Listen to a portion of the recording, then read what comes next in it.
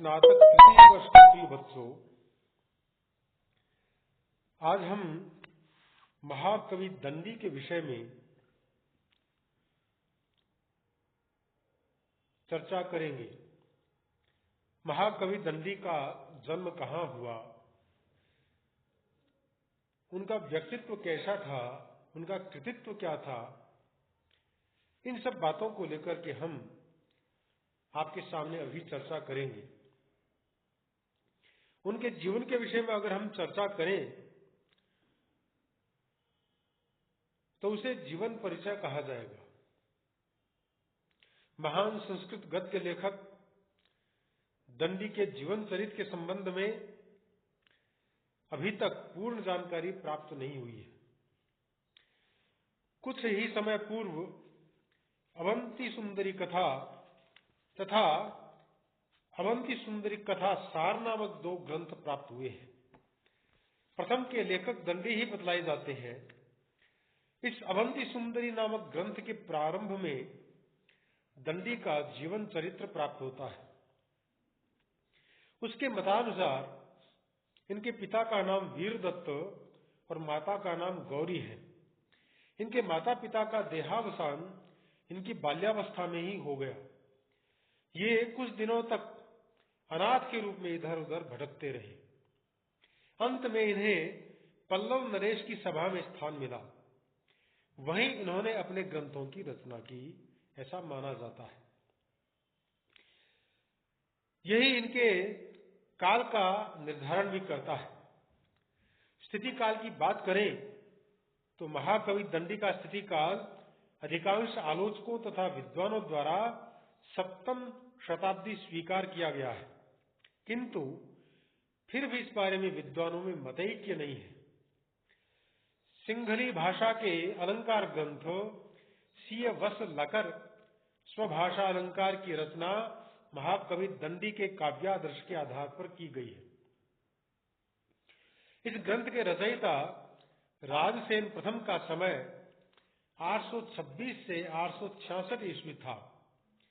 इसी भांति कन्नड़ भाषा के अलंकार ग्रंथ कवि राजमार्ग में भी काव्यादर्श की छाप पर्याप्त रूप से दृष्टिगोचर होती है।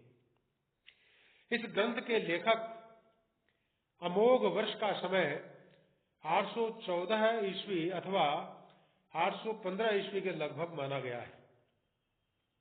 अतः दंडी के काव्यादर्श की रचना 8वीं शताब्दी के अंत तक अवश्य ही हो चुकी होगी। इस आधार पर दंडी के काल की अंतिम सीमा 8वीं शताब्दी का अंत स्वीकार किया गया है। अब पूर्व की सीमा के बारे में भी विचार कर लेना चाहिए। काव्यादर्श के कुछ पद्यों में कालिदास का प्रभाव स्पष्ट रूप से उपलब्ध होता है। अतः दंडी का कालिदास के पश्चात होना निश्चित है। इसके अतिरिक्त राजा प्रवरसेन विरचित सेतुबंध नामक प्राकृत काव्य का उल्लेख भी काव्यादर्श में उपलब्ध होता है। राजा प्रवरसेन का 5वीं शताब्दी में होना निश्चित है। अतः दंडी का स्थिति काल 500 से 800 ईस्वी के मध्य ही स्वीकार किया जाना अधिक समीचीन प्रतीत होता है। अब यह प्रश्न उत्पन्न होता है कि दंडी महाकवि बाण के पश्चात हुए अथवा पहले। इस बारे में भी विद्वानों में मतभेद है।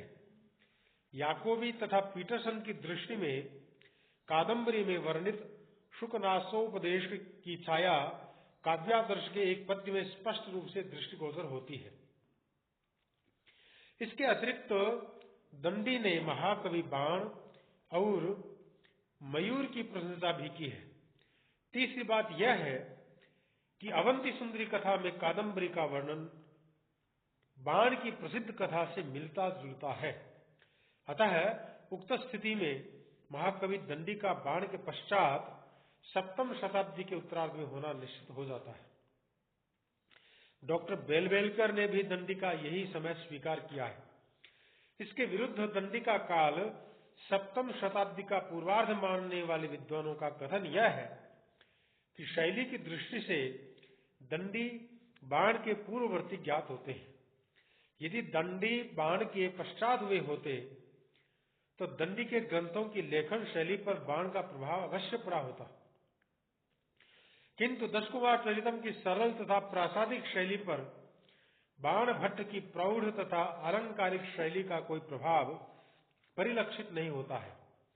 इसके अतिरिक्त दशकुमार चरितम का भौगोलिक और राजनीतिक चित्रण हर्षवर्धन के पूर्व के भारत की ओर ही संकेत करता है। अतः इस आधार पर ही दंडी का स्थिति काल 7वीं शताब्दी का प्रारंभिक यानी पूर्वार्ध ही मानना उचित प्रतीत होता है। उपयुक्त विवेचन के आधार पर महाकवि दंडी का समय 7वीं शताब्दी में होना तो सिद्ध हो जाता है। अब चाहे इसे शताब्दी का पूर्वार्ध काल माना जाए अथवा उत्तरार्ध। यदि काव्यादर्श में उल्लिखित राजवर्मा को नरसिंह वर्मा द्वितीय, जिसका उपनाम राजवर्मा था, मान लिया जाए तो दंडी के काल के संबंध में किसी भी प्रकार का संदेह किए जाने का प्रश्न ही उपस्थित नहीं होता है। प्रोफेसर आर नरसिंहाचार्य तथा डॉक्टर बेलवेलकर ने भी इन दोनों की एकता स्वीकार कर दंडी का काल 7वीं शताब्दी का उत्तरार्ध ही सिद्ध किया है। शैव धर्मोपासक पल्लव राज नरसिंह वर्मा का समय 690 से 715 ईस्वी माना गया है तथा दंडी इनके सभा कवि थे, अतः इनका समय 7वीं शताब्दी का उत्तरार्ध माना जाना स्वयं ही सिद्ध हो जाता है। महाकवि दंडी के कृतित्व के विषय में चर्चा करें तो दंडी विरचित 3 कृतियां लोक में प्रसिद्ध हैं। ऐसा राजशेखर ने सारंगधर पद्धति नामक ग्रंथ में उल्लेख किया है। वे लिखते हैं, त्रयोग्नयस्त्रयो देवास्त्रयो वेदास्त्रयो गुणः त्रयो दंडी प्रबंधाश्च त्रिषु लोकेषु विश्रुता। ये तीनों रचनाएं हैं काव्यादर्श, अवंति सुंदरी कथा तथा दशकुमार चरितम। इनमें से काव्यादर्श अलंकार शास्त्रीय ग्रंथ है तो दशकुमार चरित एक उत्कृष्ट गद्य काव्य है। 1924 ईस्वी में M.R. कवि महोदय द्वारा प्रकाशित अवंति सुंदरी कथा एक आख्यायिका है। प्रारंभ में तृतीय कृति को लेकर विद्वानों में मतैक्य नहीं था, परंतु अब अधिकांश विद्वानों ने इसी गद्य काव्य को दंडी की तृतीय कृति के रूप में स्वीकार कर लिया है। दशकुमार चरितम यह दंडी का प्रसिद्ध गद्य काव्य है। ग्रंथ सरलता, सरसता तथा कौतूहल पूर्णता के लिए विशेष रूप से विख्यात है। यह तो इसके नाम से ही प्रकट है कि इसमें दशकुमारों के चरित्र का संकलन किया गया है। इसका वर्तमान उपलब्ध स्वरूप 3 भागों में विभक्त है। पूर्व पीठिका, जिसके अंतर्गत 5 उच्छ्वास हैं, उत्तर पीठिका तथा इन दोनों के मध्य पुस्तक का मूल भाग है, जिसमें 8 उच्छ्वासों में 8 राजकुमारों की कथाएं वर्णित है। यही मध्य भाग दंडी की वास्तविक रचना माना जाता है। वैसे यह तो निर्वाद रूप से अवंति सुंदरी कथा के आधार पर सिद्ध किया जा चुका है कि दोनों पीठिकाएं भी दंडी द्वारा अवश्य ही लिखी गई होंगी, किंतु किसी कारणवश आदि तथा अंत की दोनों पीठिकाएं नष्ट हो गई, किंतु बाद में उन्हीं के किसी भक्त द्वारा पूर्व तथा उत्तर पीठिकाएं लिखकर उस पुस्तक में जोड़ दी गई।